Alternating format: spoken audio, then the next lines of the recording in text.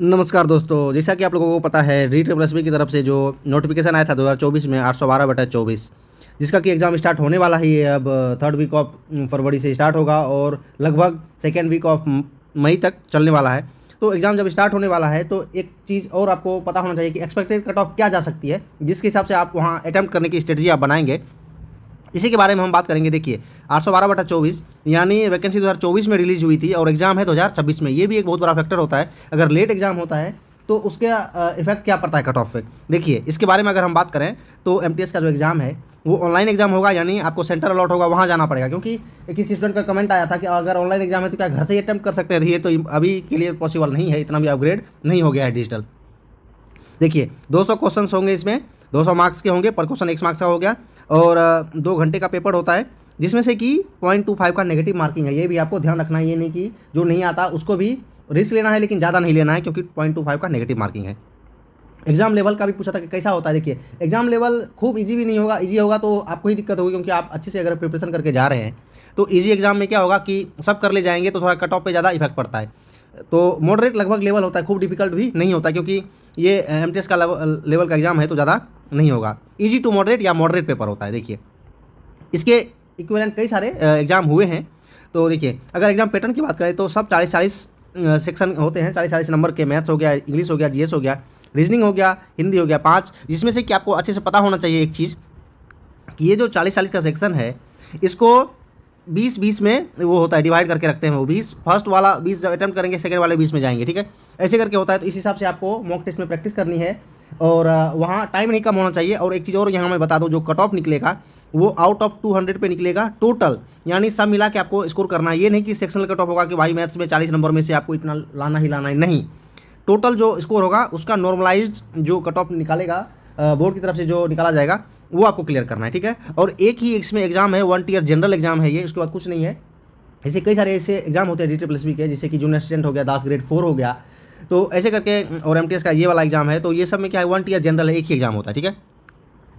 आगे देखिए, अब सबसे मेन जो डिटेल है वो हम देखेंगे कि कट ऑफ के लिए क्या फैक्टर हो सकता है।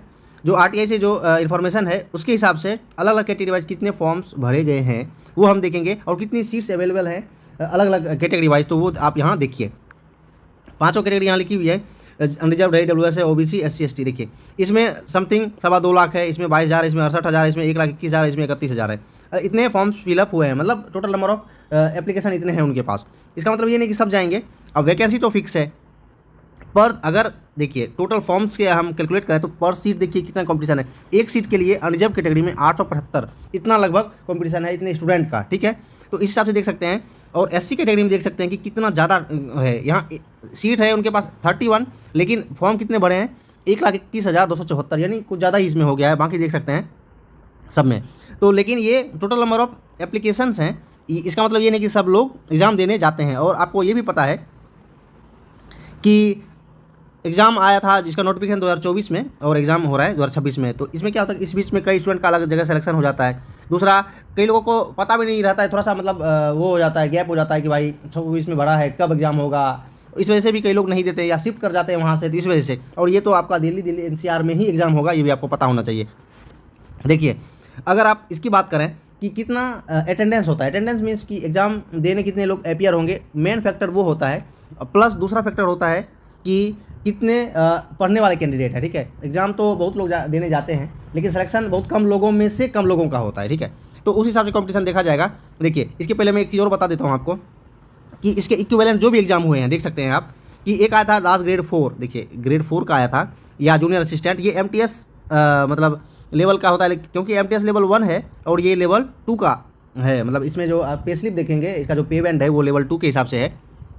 लेकिन मैं इसलिए ये बता रहा हूँ क्योंकि वही है 1 ईयर जनरल, एक ही इसमें एग्जाम होता है। तो सेम एग्जाम का आप देख सकते हैं, ये 2021 में जो आया था इसका फाइनल रिजल्ट, तो इसका क्या फाइनल कट ऑफ क्या गया था आपको इसका आइडिया आएगा, आप खुद भी इसको चेक कर सकते हैं। देखिए इसमें भी वही था, 200 क्वेश्चन से 200 नंबर के थे, 0.25 का नेगेटिव मार्किंग था, एक ही एग्जाम था उसमें, ठीक है। और जो फाइनल कट ऑफ निकला तो आप गौर से अगर देखें तो अनरिजर्व कैटेगरी का कितना था 151, ओबीसी का 143.49, नॉर्मलाइज कट ऑफ है आउट ऑफ 200, ठीक है। इसके बाद ही सीधा मेरिट लिस्ट बना और डॉक्यूमेंट वेरिफिकेशन वगैरह हुआ।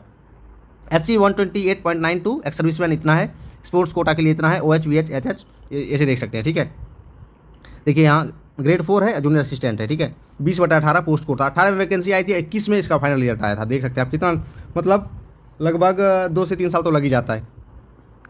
लेकिन अब एक चीज़ यहाँ गौर करिए आप, ये जो 151 कट ऑफ गया, इसके पीछे एक और रीज़न है कि इसमें वैकेंसी का भी वेरिएशन देख सकते हैं आप। इसमें कितनी वैकेंसी थी, अनरिजर्व में मात्र 47 वैकेंसी थी, ओबीसी में 19, एससी में 13, ऐसे करके मतलब 47 मात्र। और जिसके बारे में अभी हम देख रहे हैं उसमें वैकेंसी अनरिजर्व का कितना है 253, यानी उससे कम 5 गुने से भी ज़्यादा वैकेंसी है। अगर हम एक्सपेक्टेड कट ऑफ की बात करें, क्योंकि जब तक एक्चुअल कट ऑफ नहीं आ जाता उसके बारे में मतलब नहीं हम बोल सकते, लेकिन एक माइंड में रहता है कि क्या अटैम्प्ट होना चाहिए, कितना हमें टारगेट लेके चलना है।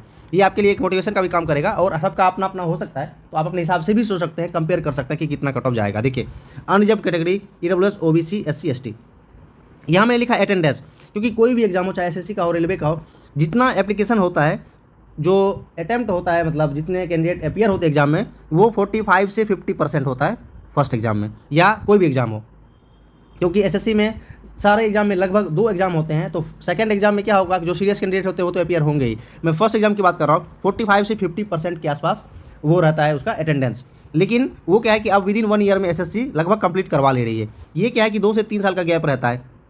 इसमें मैक्सिमम हो गया 25 से 35% का अटेंडेंस, इससे लगभग जाएगा नहीं ज़्यादा, खूब होगा तो 30 से 40% से ज़्यादा अटेंडेंस नहीं होने वाला है। एक्सपेक्टेड ये है, जैसे कि अभी मैंने बताया आपको जूनियर असिस्टेंट का, उसमें तो लगभग 27% के आसपास अटेंडेंस रहा था, ठीक है। तो इस हिसाब से आप देख सकते हैं, मैंने यहाँ 25 से 35% लगभग अगर अटेंडेंस रहा, और वैकेंसी तो फिक्स है, तो उस हिसाब से कितना कट ऑफ जा सकता है, क्योंकि पर सीट क्या कंपटीशन और घटेगा। और जैसा कि मैंने बोला कि कम स्टूडेंट में से कम सिलेक्शन ले जाएंगे, क्योंकि देखिए कितना भी कोई स्टूडेंट मेहनत करे, ये भी एक सच्चाई है कि सिलेक्शन तो इतने लोगों का ही होने वाला है, फिक्स बात है। लेकिन कम से कम अनरिजर्व में 50,000 ऐसे कैंडिडेट तो जरूर होंगे जो कि सीरियस होंगे, उसी में से कंपटीशन होगा और इतने लोग सिलेक्शन ले जाएंगे। तो लगभग जो कट ऑफ हो सकती है एक्सपेक्टेड नॉर्मलाइजेशन के बाद, वो 145 से 150 हो सकती है। तो आप लगभग 155 का तो टारगेट रखें ही रखें कि इतना आपको करके आना है वहाँ से, ठीक है। क्योंकि आप देख रहे हैं कि ऑनलाइन प्लेटफॉर्म इतना है, तो सबको ईजी हो गया एक तरह से प्रिपरेशन करना। ईडब्ल्यूएस की बात करें और ओबीसी की बात करें, दोनों में लगभग कट ऑफ का ज़्यादा डिफरेंस नहीं बचा है। अभी आप किसी भी एग्जाम में आप कंपेयर कर सकते हैं, तो लगभग अगर 143 रहेगा तो इसका भी 142 143 रहेगा ओबीसी का। एससी एसटी में देखिए, एससी में क्या है, आपने अभी देखा कि सबसे ज़्यादा जो कंपटीशन है पर सीट का वो एससी में है, क्योंकि वैकेंसी कम है। तो एससी में 130 से 135 जा सकती है, हो सकता है थोड़ा सा ज़्यादा जा सकता है, ठीक है। क्योंकि क्या है कि एससी में सबसे ज़्यादा मतलब लोगों ने, कैंडिडेट ने फॉर्म फिलअप किया है, और एसटी में 125 से 30, मतलब इतना तो कम से कम आपको टारगेट करना ही है, ±5। यानी अगर आपको मतलब 155 के अप्रॉक्स नंबर आपका स्कोर होगा नॉर्मलाइजेशन के बाद, वो डिपेंड करता है कि नॉर्मलाइज कैसा होता है और वेरिएशन कैसा है सारे शिफ्ट का। अगर लगभग इक्वल होता है तो ज़्यादा वेरिएशन नहीं होता नॉर्मलाइजेशन में। तो इस हिसाब से आप अपना माइंड मेकअप करके जाएं कि आपको कितने क्वेश्चन अटैम्प्ट करने हैं और किस हिसाब से आपको मैनेज करना है। लास्ट मोमेंट पे यही एक तरीका बचा है कि आप मॉक टेस्ट दें और एनालाइज करें। नंबर पे ध्यान देना है, लेकिन सीरियस नहीं होना है, क्योंकि ये मॉक टेस्ट है और वो रियल टेस्ट होगा। तो मॉक टेस्ट हमेशा इजी लेवल होता है रियल टेस्ट का। कोई भी एग्जाम आप दे सकते हैं, मैं खुद का भी एक्सपीरियंस है और आपका भी होगा अगर मल्टीपल एग्जाम आपने दिया होगा तो। इसमें सिर्फ आप टाइम मैनेजमेंट करिए, ठीक है, और मैक्सिमम क्वेश्चन अटैम्प्ट करने की कोशिश करिए और गलत क्वेश्चन को कम अटैम्प्ट करने की कोशिश करिए, वरना 4 क्वेश्चन के गलत होते ही आपका 1 नंबर खुद का भी चला जाएगा, ठीक है। तो ये एक्सपेक्टेड कट ऑफ था, टारगेट आपको इतना ही रखना है, ठीक है। बाकी के वीडियोज़ के लिए बने रहिए। बाकी का जो सुझाव है वो भी आप देख सकते हैं कि आपके हिसाब से कितना कट ऑफ हो सकता है। ओके, जय हिंद।